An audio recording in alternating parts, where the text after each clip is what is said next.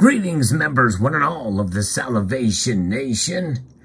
I'm sure we all have heard and maybe even followed some pretty bad advice. And probably even from this community, you've heard some pretty bad advice. But in this video, we're going to talk about the absolute worst advice that you could be given on buying silver and the biggest lie about stacking silver. So let's explore.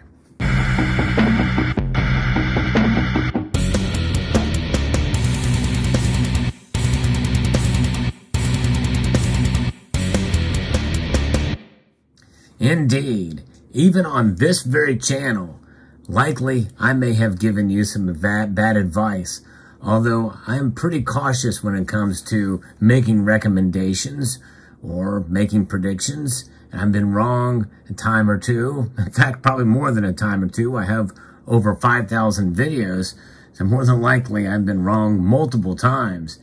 The point is that you should always take anything that's stated in social media of any form, take it with a grain of salt.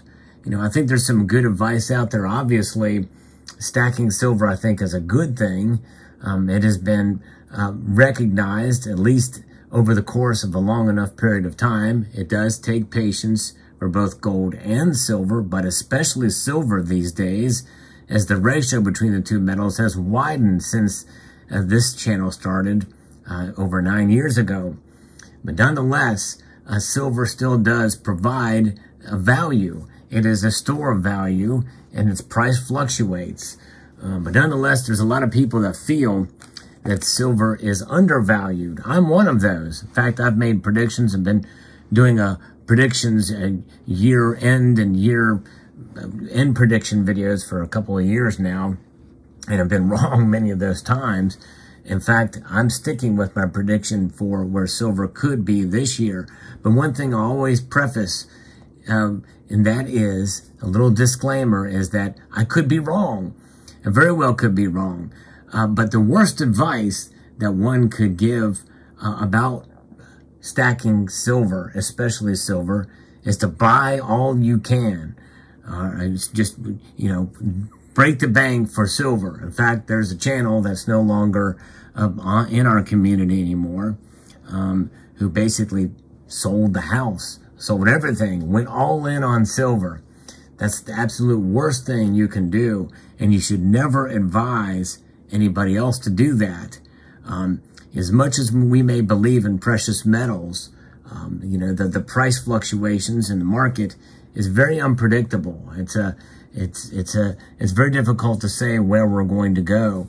Even in these turbulent times when there's so much going wrong and the way things are, where things are heading, you know, and how quickly we'll get there, a lot of people feel that we're even closer now than ever before to something very big happening in a negative way in terms of the economy. And that leaves us to the biggest lie about stacking silver. And the biggest lie is that silver is going to go to the moon. Well, what do people think about when they talk about skyrocketing silver prices? In other words, going up to $100 or $50 an ounce. Well, think about where we are at today, given the situation where we are at with inflation and the like, and we can't even see $25 or $23 silver. It's struggling right now.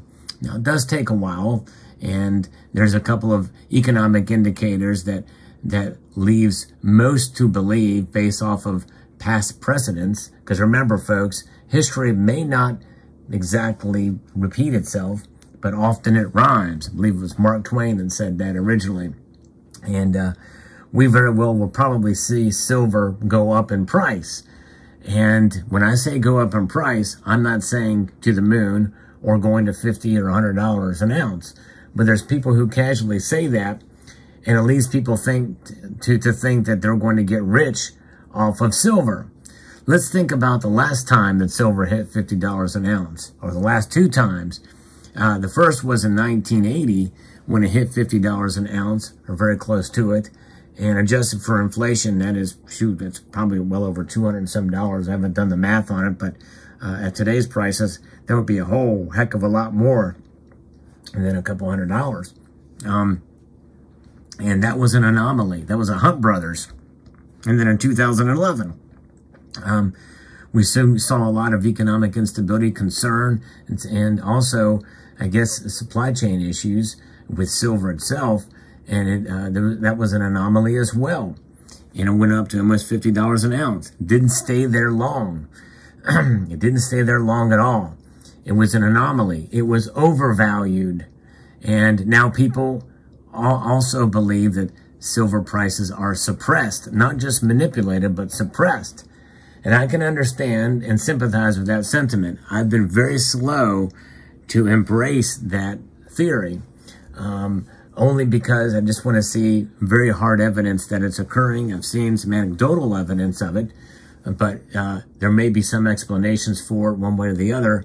But regardless, you know, if you latch onto that theory too much, pretty much ignoring natural market forces, which are extremely powerful in the markets, not just for precious metals, but everything, and other indicators like the dollar index and the bond yields, you know, then there's this expectations that if there's suppression is the only thing that's keeping silver prices down, that they will indeed skyrocket or go to the moon once that suppression stops. And so there's this expectation, okay, it's on sale. We got to buy as much as we can. Buy, buy, buy. You know, I'm saying that as you're looking at over 60 ounces of silver here, actually over 70 ounces of silver here. There's 2 kilo bars and a 10 ounce Pam Swiss bar here. But these silver purchases were made with, you know, based off of premiums, lower premiums and sales and the like. And with the understanding that, hey, I do think it's somewhat undervalued, but I'm not going all in on silver. I don't think anybody should do that. I think it's good to have a safe haven. It's good to have a little bit on hand, but do not break the bank in order to do so. And yes, I know you're screaming at your screams right now saying this is the bank. Yes, I know. It's a way, it's a savings. You are being your own central bank in a sense, even though central banks don't store silver. But I guess there are strategic stockpiles, right? We've heard of that. And having silver as a strategic stockpile is certainly not a bad thing. And there's nothing wrong with stacking up your silver. No question about it. It is a wonderful metal to have in your portfolio as a diversification along with gold and maybe even some other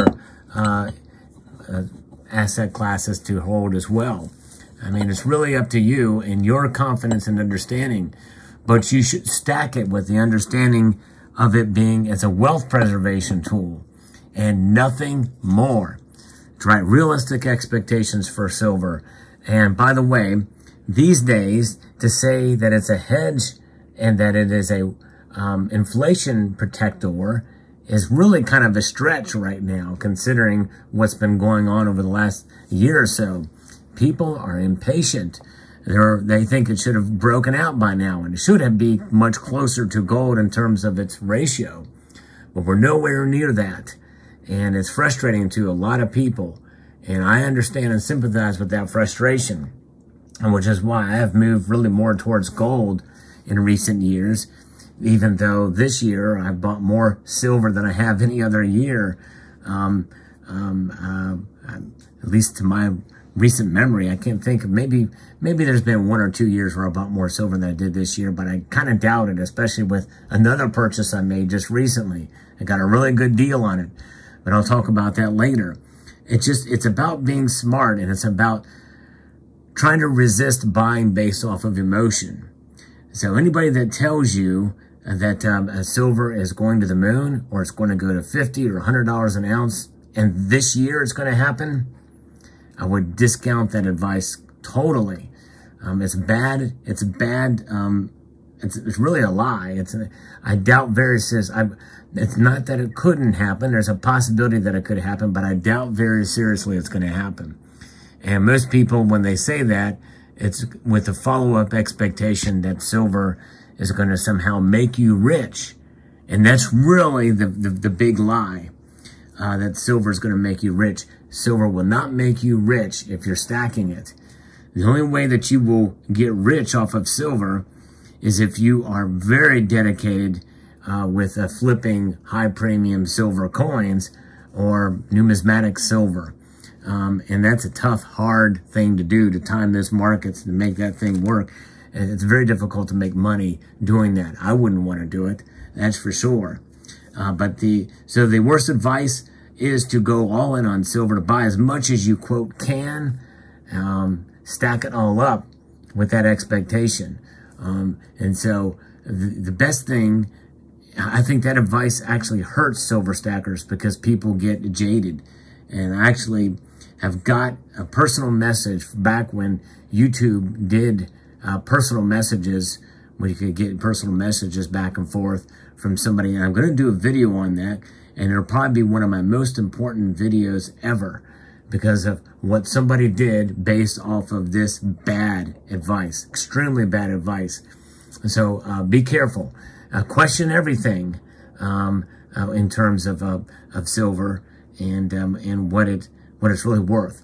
And I'll tell you this: the other channel that I referenced, who's no longer on, who gave some very, very bad advice and made a horrible personal decision selling his home to buy silver, had some actually very, very good advice when he said, listen to all and follow none.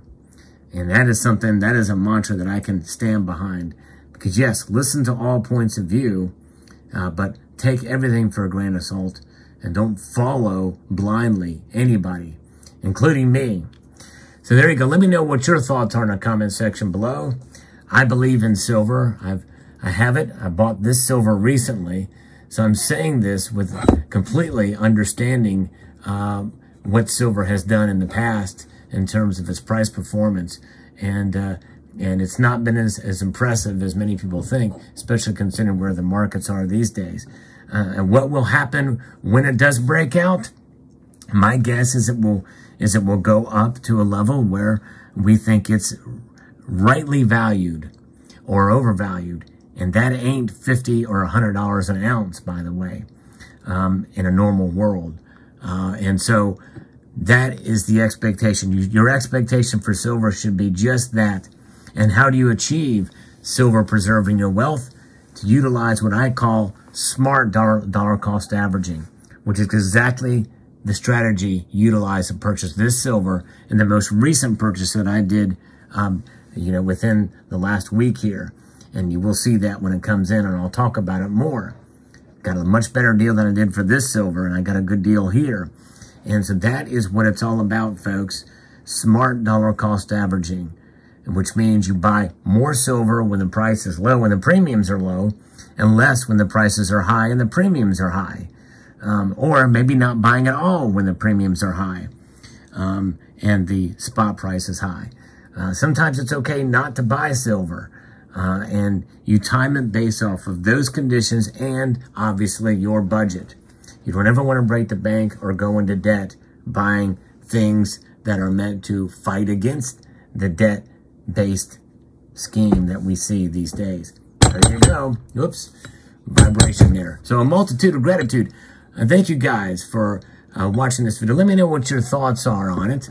I do post daily videos.